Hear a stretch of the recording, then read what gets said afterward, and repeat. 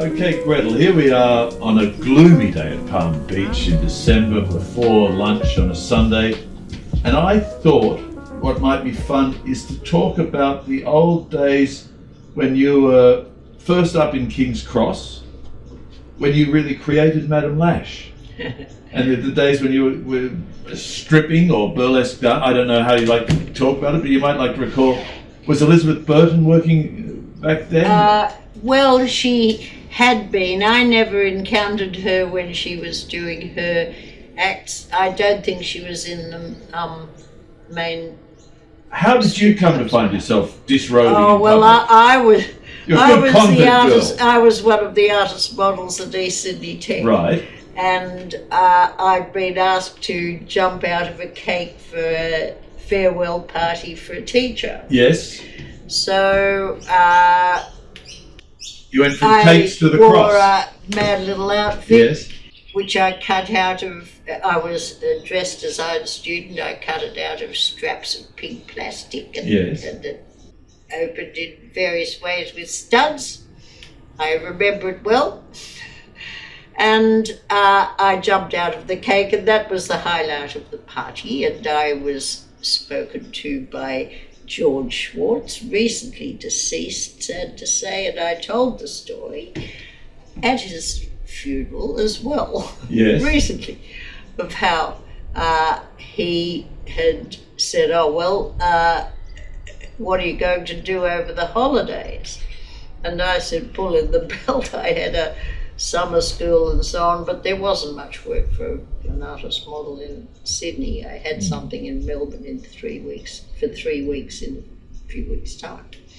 He said, have you ever thought of being a stripper? And I said, well, I thought of every girl's thought of being a stripper. And he said, well, I think you'd make a very good one.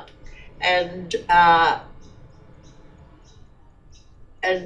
I was happy to hear it. My days of shrinking modesty were already over thanks to being an artist model. So he took me to this place, which had been called and was again the Paradise Club, but briefly had been called Sandra Nelson's AO Club, because she and the sister of a recently she was the wife, and the owner was, and the previous owner was the sister of a chap who'd recently died. He'd been probably a mafiosi, married to Rosalind Russell at one stage. Wow. And he married gorgeous Sandra Nelson. Gorgeous as all get out. She was. And in the days when it was pretty impossible to look like that, Yes. she had that. Unbelievable looking woman. And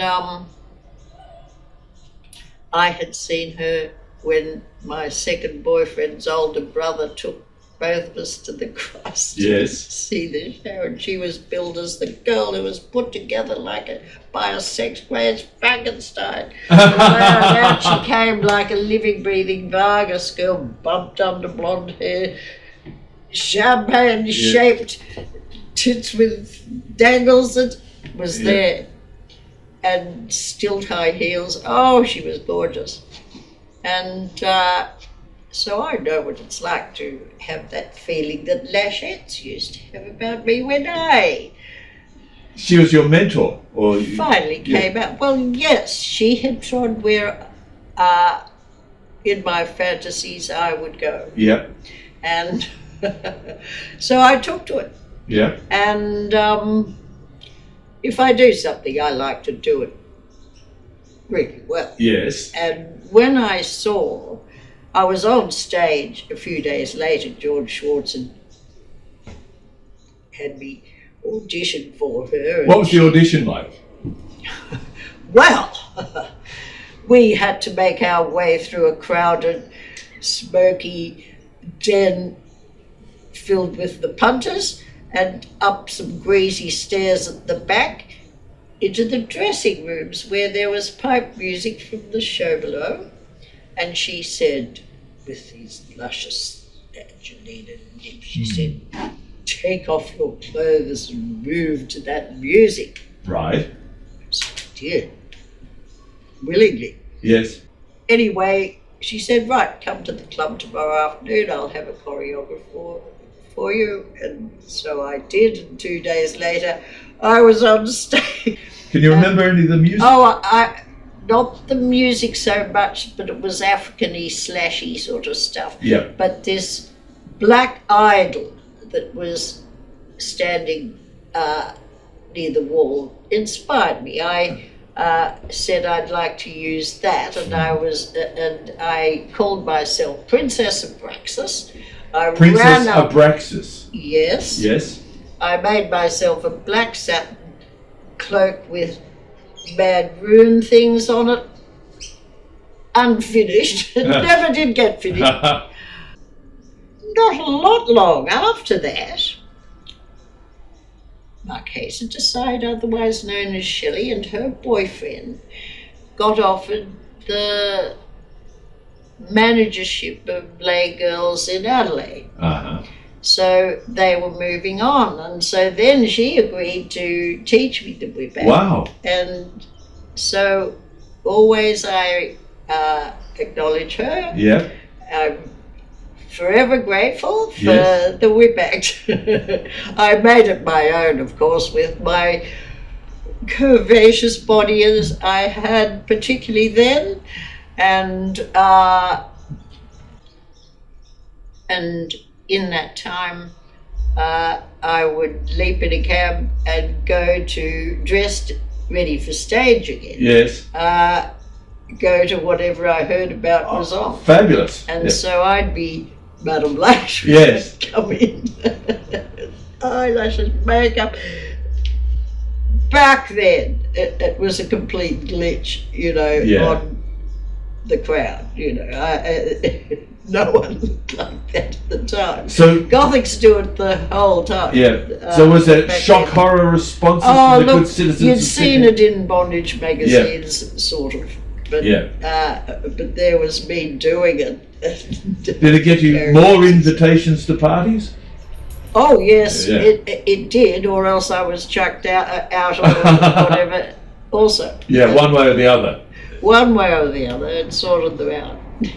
Okay, so did you get into some very interesting circles because of that? I did, and thrown out of them. For instance, I was thrown out of Rebel Russell's 21st birthday party because you had to wear white. Well, I was wearing a white tie and a very black tux thing. Right. And it was rumoured that she was going to wear red, which she certainly should have done.